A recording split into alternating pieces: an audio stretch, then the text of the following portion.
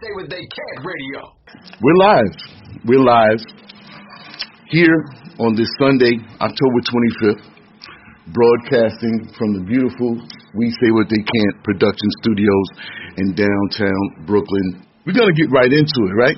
Because we have a little under an hour, and I got some great people in studio, and I'm hoping that y'all called in or listening in to hear them talk and not me. And so let me go around the table and introduce our guests. I'll start with the woman that is in the building with us today, the lady representing the Democratic Party, and who is a great Democratic consultant. Her name is Miss Naila Amaru.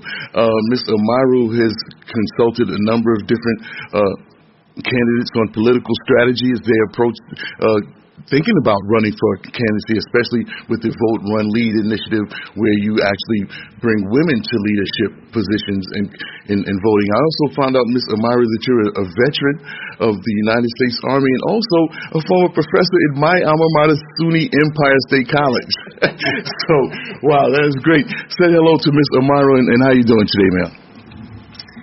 Hi, everybody. Excited to be here. I am blessed in living the dream and excited for this conversation that's important for us as members of the Black electorate. Talk to us about why you think, for instance, Joe Biden would be the best person to lead the country going forward for the next 4 years. I just want to get into some general discussion here first. Hi, everybody. Can everyone see me? Okay. VP Joe Biden, at this juncture in American history, is the best person to move our nation forward, to essentially begin to undo the damage that the Trump administration has brought to so many different communities in America. And with his expertise and his knowledge from having a career within the government, knowing the institutions, knowing how to maneuver, knowing how to navigate, knowing how to compromise with key decision makers, but most importantly, beyond his knowledge and expertise as someone who has been within government for so long, I think that Biden also taps into a core constituency of the American electorate that has felt forgotten for so long, and that are folks who may not necessarily belong to the progressive side of the Democratic Party or the more conservative side. The Democratic Party is very nuanced and multifaceted, and so it's very wide. And I think that Biden speaks to, in particular, the working class. I do feel it's important to add an asterisk to that, because the working class is not necessarily limited to the white working class. There are folks who look like us at this table who are part of the black working class and the brown working class. Absolutely.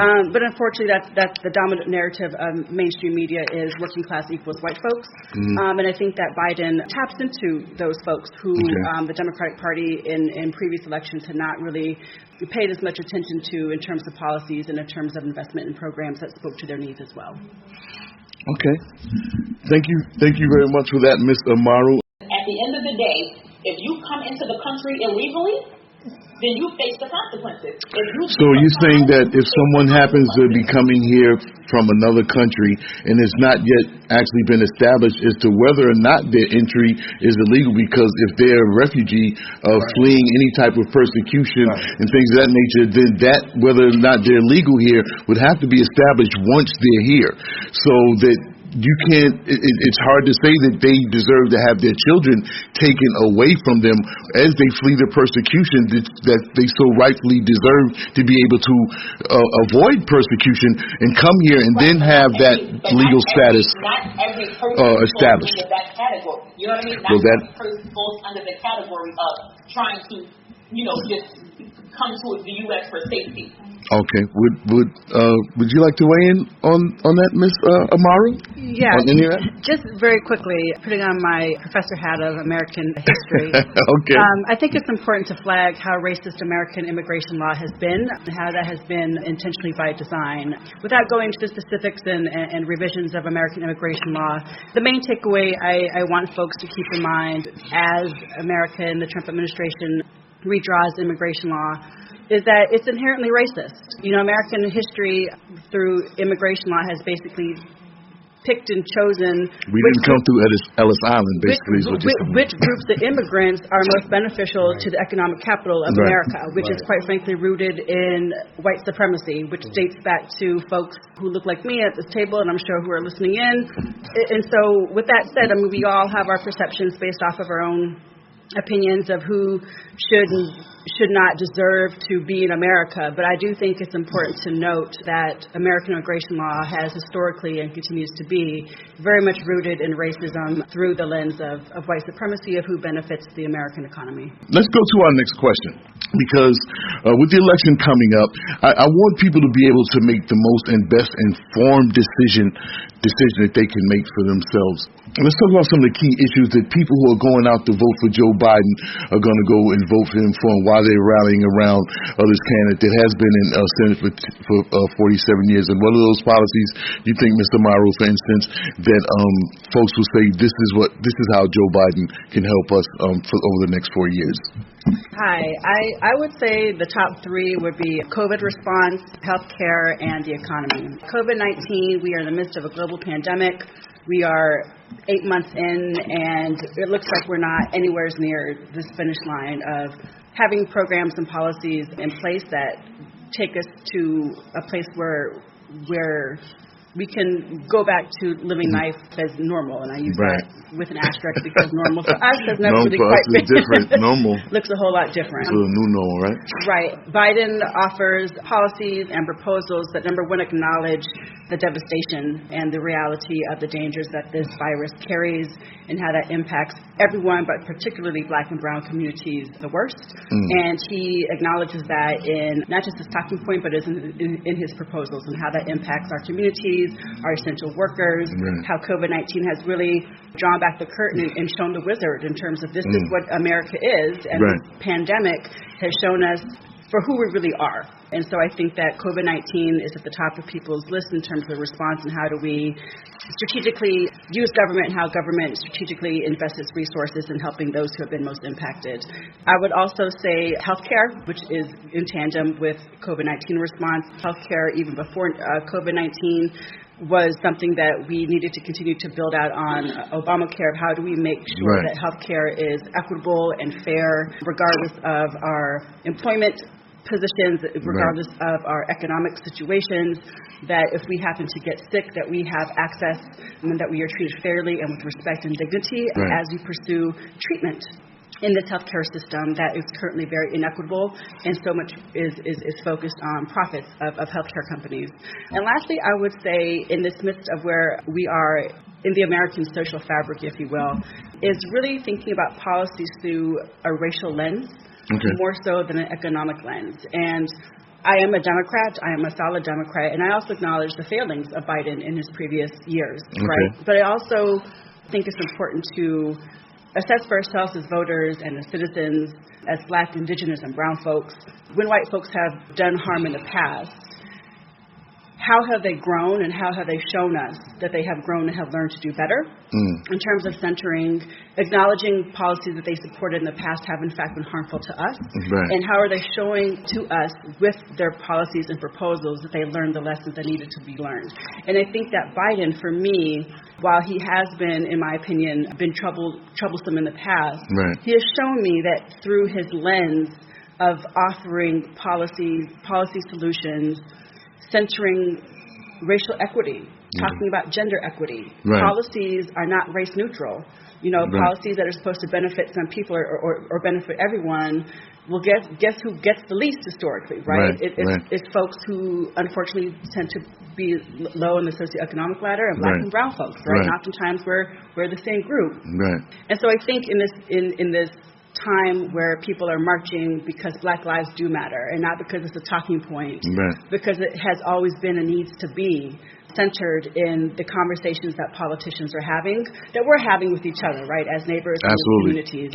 And I think because Trump's administration has blatantly over and over again shown that he does not have that lens of analysis that Black and brown lives matter, that basically folks who are working class or need a financial assistance, that they're not the priority of his government. And for me, my philosophy to government is that it's rooted in the power of the people, and that we need to have people in government who understand that people who may not have political capital or financial capital, economic capital, or, all the right connections, that we still show up as Americans and that we are part of this story. And so I think that the challenge for voters is to ask themselves, what is the story that you want your America to tell? And our votes, how we cast them on November 3rd, or if you're in New York before, because it's early voting. And that's looking like it's a great turnout. The early voters right now, seeing lines all over the place. Absolutely. So, I thought it was just telling in the last debate. I found these debates to be... And thank you for that, Ms. Amaru. And I hope you guys got to take away a lot from what she said, because there's a lot of substance in what you just gave us there. And I think that it was telling to Ms. Amaru's point in terms of when we're looking at policies being right. You said the policies are not race neutral or things of that nature.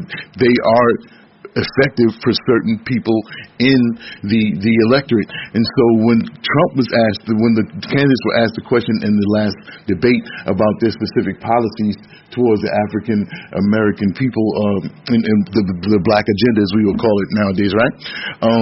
Joe Biden had some specific things that he wanted to offer, and I thought it was telling that Trump turned that issue into something about him and said what he thought that he had done for black people as opposed to what he is going to do. I want to go to Ms. Amaru with another question. Unless you have a rebuttal on anything that was just said recently.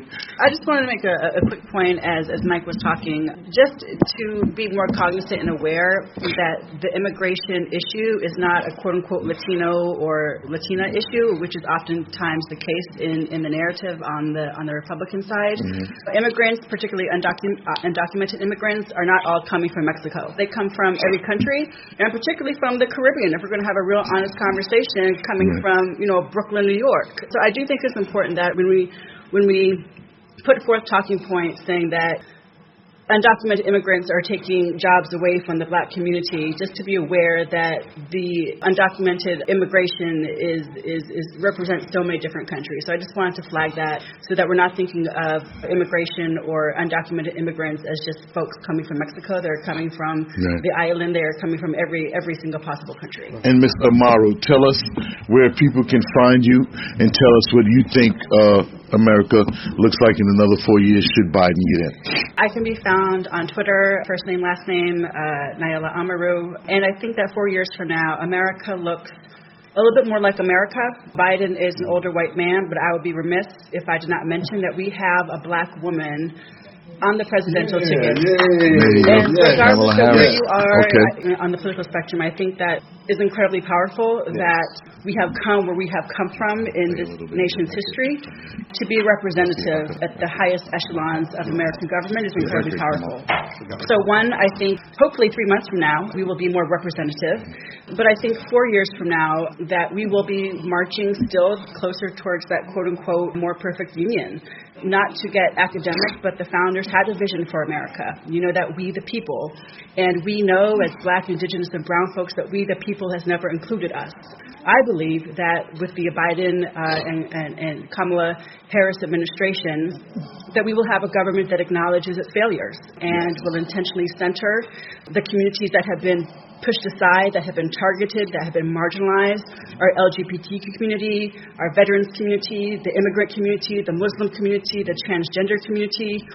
Despite all of America's isms and obias, I fundamentally believe that the power of government is rooted in us, which is why that we have to get out the vote and vote for the people who best represent our values, that move us closer towards that vision, that not just the founders dreamed, but as a black, indigenous, and brown woman, that the ancestors I know have prayed for and have gone through their experiences so that we could be in this position where we cannot just vote, but to be active in holding our government accountable and making sure that America is, in fact, for all of us. So thank you again for inviting me to be a part of this conversation, and get out there and vote. Thank you, Ms. Amaru. As we always say in signing off, it's one world, and we all have to live here together. You guys have a good day. Enjoy the rest of your Sunday, and we'll see you back this time, same bad time, same One World Channel. Peace, and have a good one.